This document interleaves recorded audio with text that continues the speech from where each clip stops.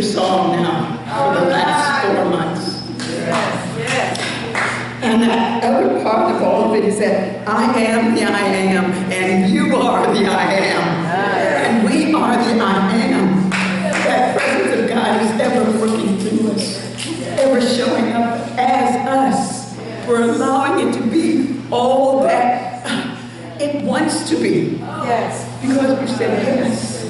Because we've allowed ourselves to say yes, even though it might not look as though we have outlined it to be. That's the way that breathing life is.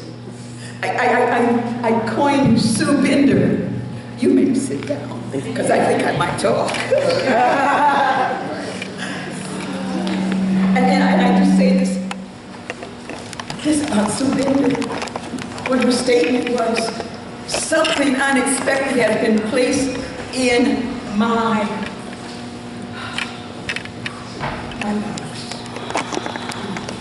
Something unexpected has been placed there. And so it must be something Spirit wants me to see. Because I really don't know what it is. But what I do know is that I will continue to trust and suspend all judgment while it's taking place. And this song, For I Am the I Am, I do it because I am the I am. I don't know where, I do know where the power comes from. It's a tremendous power that we have no understanding how great it is. There's no way we can understand the depth of it. For it's greater than we could ever be as a finite being. But when we get to that higher level of understanding, we become that spiritual being, still not knowing the leading that is being given us, but having faith that if we just keep in the flow, if we just keep going, we know we will become more than we ever thought we would be. The last I saw you, I think, was April 17th. And shortly after that, in May, I had the second surgery. And that sounds like, oh my goodness, another surgery. But you see, let me tell you something. After that first surgery, and there was no healing the way that it should have been. There was questions. And the questions are, why wasn't it healing? So they took another exam or test, CAT scans, to try to find out. And this was in May. And they found that there was a suture that was attached to, attached to fascia that made it so that they had to go back in again to release it. But while they did that test, it showed something that has never showed up before. And there were cancer cells that had thrown into my lungs. We hadn't expected that. That hadn't been a part of anything because the original surgery had contained everything. There was no cancer cells. And this time it had shown that the lungs had cancer cells. So not only going through surgery, they had to start chemo. And so I started chemo. But you have to know something. And you know, we say God only sees who we are and knows who we are and sees us as the divine emanation of itself. So it didn't plan this. So we can't say God just wanted me to go through this. No. I'm still responsible for me. So somewhere there were these ideas, these thoughts, these patterns, whatever it was. I can't go to the origin of it. But there were these issues. And this is the way they outpictured through the soul, the subconscious, reading those patterns, whatever they were. So it wasn't God, but let me tell you what it did. It made it so that the testing was done If they hadn't done more tests, they would never have seen the cells. They would have never seen the cells. And as my primary care doctor said, isn't God great? Yes. My oncologist said, yes, we have to know that God's in here. Because that then led us to having to do some aggressive activity to try to quell the cells. I was pretty focused on the wound. And the wound then began its healing. And as you remember, Nalish was here, and Nalish was doing the packing of the wound and all of this type of thing. And it was going. But modern technology has said, yes, the healing can take place. And there's something, perhaps we can do something to help it along the way. Because they knew my daughter who had been here since the 4th of April, and this was now June. We'd gone through April, there was May, there was June with the wound healing, and we're going into July. They said maybe we could help her get home faster. And so that's why I have this friend. This is a wound vac. And the wound vac goes 24/7, which is a little hard to get used to. And the wound vac makes a sound that I thought maybe you'd be hearing more so today. And it's attached to me, inside my abdomen. And it's working 24 hours a day, cleaning the area so that the healing can continue. And the healing has already taken place 50% less than what the wound was before. And some of you who have had the privilege, I'm looking at Vicki and I'm looking at Mark, of being right there as nurse folks who saw the wound. When I say 50%, that's a blessing. And your Mary was in on it too.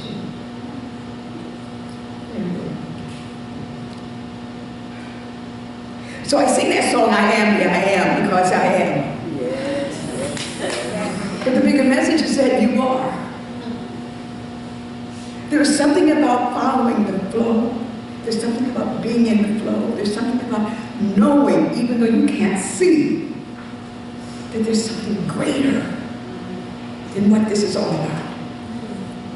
And that's the message that's being given to me. That's the message that I keep hearing in my ear.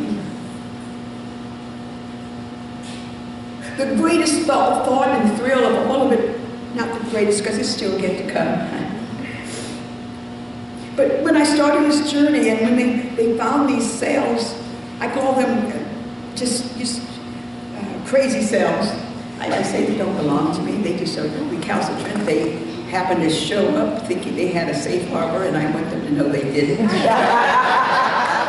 Come on, Reverend Sheila. But there's this thing that's called a CA-125, and you guys are getting a medical lesson, I guess, along with all this. CA-125, and this is a range in which they look at the cells and the normal range of how many you're supposed to have or whatever the count is. And that normal range is from 0 to 35. When they measured mine was 171. Wow. And that was in May. And they did another one in June. And I think that's when all of you all kicked in at the same time. Because it had dropped to 50. I have my last CA-125. It won't be the last. I'll have the last next week. But the last count that they did on me in July, it was 35.3. What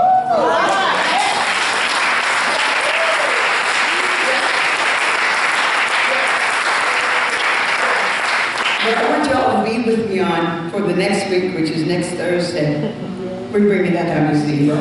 All right. Yeah. If it's 0 to 35, why not go for the big number? Because that's a good story. Because that lets me know that there's still more to do. That our work is never done while we're here. And we're here to set the thought, the idea that's implanted within us, the divine ideas. Underground, running through this underground are millions of ideas. They've never stopped. And they only stop when we realize that this is the idea, this is what's to take place, and unless I do it, it won't show above ground. It'll still be down there for somebody else to discover. Those are the ideas of the divine creation gave us. God gave us those ideas. Gave it to us by way of the infinite possibilities. It didn't say what to do, it said, whatsoever you do. It's your choice. You decide what it's going to be. And in that decision, there's another thing that I hear one of our congregants today, this morning, just a restatement of that. While you're identifying the ideas, you stay in your lane.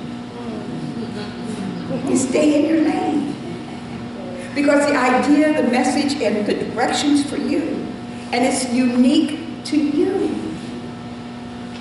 And you might have other people in other lanes doing other things, and you might want to feel as though your lane is not as good as maybe that lane, or you could even embrace that. Stay in your own lane. But as much as I know about medicine, which is a lot is gone, I thought I didn't need to stay in my lane sometimes. Because I thought, so I should give some direction to those people who were directing me. And so my wound doctor said, you know, we can do as much as we can. And he said, and we can do the wound vacuum. It's called negative therapy system, whatever. He said, so we can do that. He said, your oncologist can do all that he can do, and he's giving you chemo. But you've got something you've got to do. And he said, you've got to have X amount of protein in your body. You've got to have nutrition in your body. Your wound's not going to heal unless there's nutrition. I thought I was doing okay, but he was saying, stay in your lane. Do what you know how to do. Don't borrow somebody else's know-how. Do what you, because it's affecting you. So stay in your lane. And listen, because you're being guided all the time by that divine presence of God. A presence we can't see. If we stay still enough, we feel. Just allow that feeling and that knowing to guide us, direct us, and carry us into the next level that we're to be carried into. And it's a walk, it's a bold walk. It's a walk that lets us know that everything is all right. It doesn't punish us. The presence of God is loving all the time. Yes. It doesn't do things to us so that we get to learn the lesson. He gives us love, so we love the lesson through. Come on, yeah. It is only love. It is only that presence. It can only see love, be love, forgive love. And we have to trust it. We have to trust it in every step of the way. I thought cutting my hair off would be really something. I thought when I saw it falling out from my head, because I claimed, that's not going to happen. You see how you do? You just make it up as you go along. I ain't going to do that. I ain't going to do that. Your begging bowl was saying, oh yeah, I will. But I thought that was going to be hard. And we went to my stylist, and interesting enough, when we got there, the others were in the salon, and she came out, she said, oh, you're here. And let me just finish my dinner. She was in the back just we were there early. But so she came out then, and then she started just very officiously, talking and all of this as we talked. And as she began cutting, there was another person, a salon person, who had a broom. And as she cut, the other person just swept her hair away. I didn't really notice that. Until you notice what you're noticing. I noticed, boy, that floor looks clean. They had already mapped it out, how to do it. After she'd finished my hair, she said, you know, I don't think I was really good for you when you first came in. She said, I had to pull myself together. She said, I want you to know I'm going through this with you. And I thought, I said, you've made it so easy. And it was easy. It was easy. And then as all of you started gathering around me, and I was hearing from each one of you and all of this, and I just started thinking of, well, you know, we got a congregation of bald-headed folks.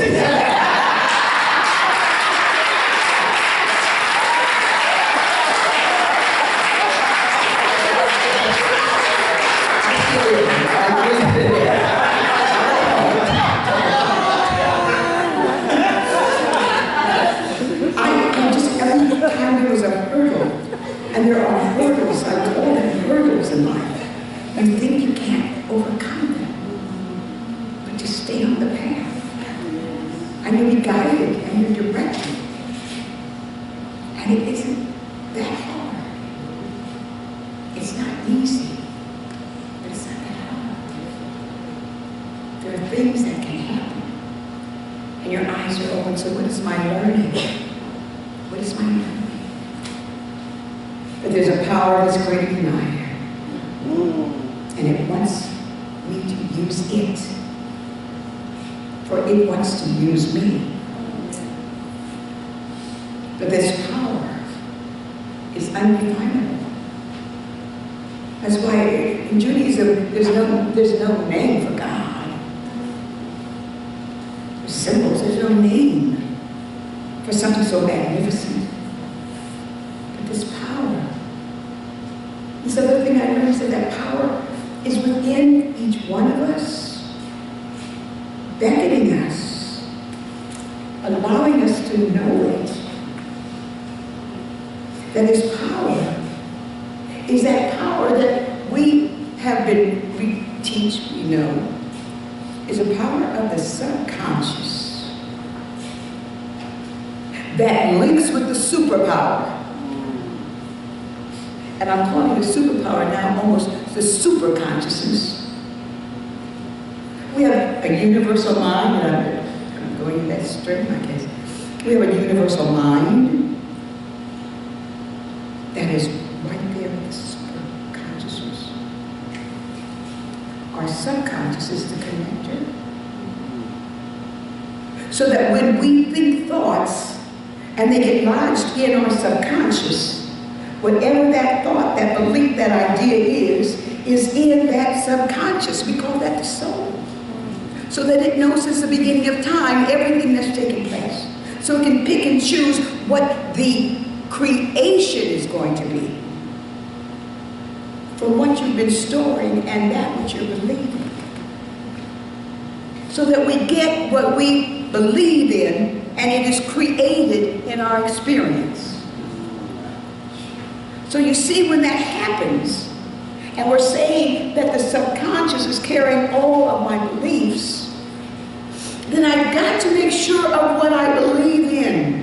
Because I can't blame God anymore.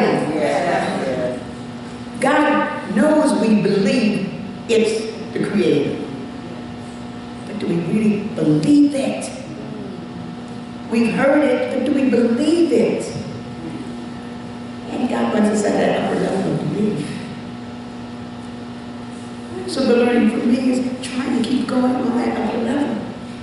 Don't believe. Because there's still things that need to be changed within me. Still things that need to be revealed at a deeper level. Penny at one point, another one of my gurus that I work with, she said it this way: Every time you go on the realm of evolution, and you keep climbing higher up to the presence of God, you've heard me say that. Every time you go on another rung, getting closer to the presence of God, it gets higher. It gets higher until you start taking off some of your clothes. Start throwing off the clothes that no longer serve you. And each step that you go on that realm, it's not step. Sometimes it's like a quantum leap, a big leap. You're going higher and higher. And pretty soon you keep taking off the clothes and taking off the clothes, and the higher you get to the divine presence of God, you're naked. You are transparent. And that presence of God knows you by name. It has always known you by name. It knows who you are, for this is who it created. An image of itself. It's created that. And all it took for me to realize that I was an image of itself was for me to see the healing process of my own body. When the doctor called my daughter up to the bed I was lying on, so that she could see what she would now be packing after the second surgery. And she said she looked in my belly and could see the sutures and the fascia and everything. And I started getting a glimpse of this. But what gave me a greater glimpse was when she decided to take pictures. And I saw these cells, tissue cells of my body. And what they had informed me was that I had to heal from the inside out. Does that sound familiar? Yeah. Healing comes from the inside first. It comes from the divine ideas that God gives you. That's the start of the healing. But it can't be outside. It can't be an outside referral. It can't be somebody else telling you what to do. It's got to start from the inside. And I saw these tissues, these cells, and this red mass of tissue trying to get together. Trying to get together. And every time the gauze from the packing would come out, it would debride any scabs that had formed. Yeah, that was painful. It's still painful as the sponge that's in me does the same thing. But let me tell you what that means. There's pain associated with it. But every time that scab is pulled out, it reveals the healing skin or the tissue so it can get together with the other healing tissue. You see, that's the process. There's a healing process from within that brings all of those tissues together. The healing tissues. So every time this thing is changed, 3 days a week, there's a period when my sister told us she should start wearing splints on her fingers because she's my hand holder, because the nurses now have to do it. And she lets me squeeze her hand. So she feels the pain too. She'll testify. But each time it's getting closer and closer. And pretty soon it's going to look just like, she said you could just lay, the nurse said you just lay a gauze on top of it. It's a magnificent thing to see. And I know that the divine presence sees that same magnificence in each one of us. But it seems as though we don't have it together yet. It holds a high watch for us. Knowing whatever scabs have to be removed, they might be painful. Knowing they might take a little while. They might not show up right away. The healing might not be as fast as you would like it to be. But the healing process still takes place. And the healing of that which is the wound no longer can be made the wound. It's healed. It's healed. And this is the process. This is the process of healing. This is what this is all about. And I could not have done it without you. I could not have done it without you. When my doctor talks about my congregation, I mean, he knows them. Because every time there was a congregant who was in attendance at the hospital or there in the hospital where he was, yeah. We just could talk. We could talk in the waiting rooms. He talked to a group of congregants, and he was there, and he knew the congregants were there. When he gave me the message of, I think the first go around, I don't know how many it was, and he said, "You see what chemo can do?" And I just grabbed his hand and I said, "And the power of prayer." And so he grabbed my hand and he said, "You're right." He said, "God does work wonders." And he said, "Your congregation works wonders." And I said, "You know, I might have to call on you after a while." So he said, "We'll be waiting, we'll be waiting." But that's the process. It doesn't come early, it doesn't come easily. It is a process that each one of you participated in, with your prayers, with your heartfelt cards that they were heartfelt, with your wonderful raw fit supplements that give me the highest level of protein, your monetary gifts that have been just overwhelming, just unbelievable.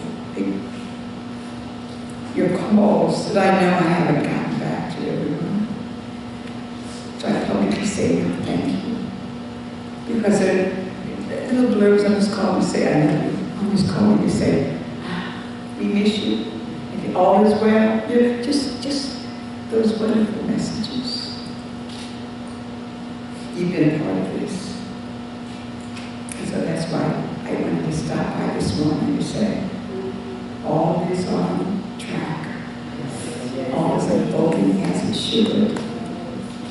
I love each and every one of you. My health, gotta say this. When someone tells you you're not healthy, don't believe them. Your body is working 24/7 plus to maintain that health. Otherwise, you wouldn't be able to go through it. These are my cells that are healthy cells working to combat the cells that have shown up. And also the double duty, the chemo that's being poured in. But my cells are healthy. They're revealing to me that they're healthy. They're battling all the way. The chemo that's supposed to kill all the good cells, no, mine are still saying, I'm on the battlefield. I'm still pushing. So that's health. You are healthy, whole and complete. It was designed and set by God. Believe it. The prognosis, is the diagnosis you get. It's not the prognosis. My prognosis is still flourishing. And it's good and very good. So I am giving the hindsight thing. I'm going right to my car. I thank you so much for allowing me the privilege to be here this morning. Thank you. And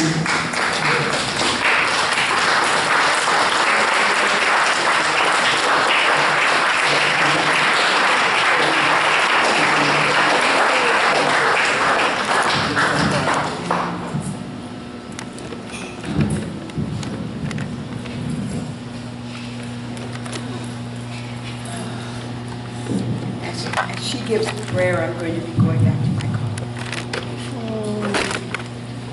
All right, just settle us for a minute. Just take it all in. need it all and knowing that there's only one mind, one power, one presence, and one essence. That is eternal and it's everywhere and it's always in its bigness. And I know now in this moment that we are one with it, never separate apart from it. Always expressing through us in harmony and joy. And recreating itself again and again and again and again. We open up to receive it, to receive this love and this joy and this peace, and a place of divine knowing and being who we are. And then just allow that air to express us. As long as you were supposed to. Yes.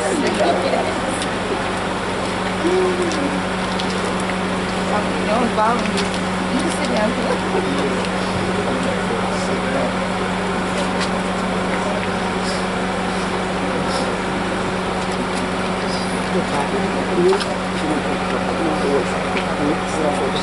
Is that the way you did it? Mr. Herbert? She has to.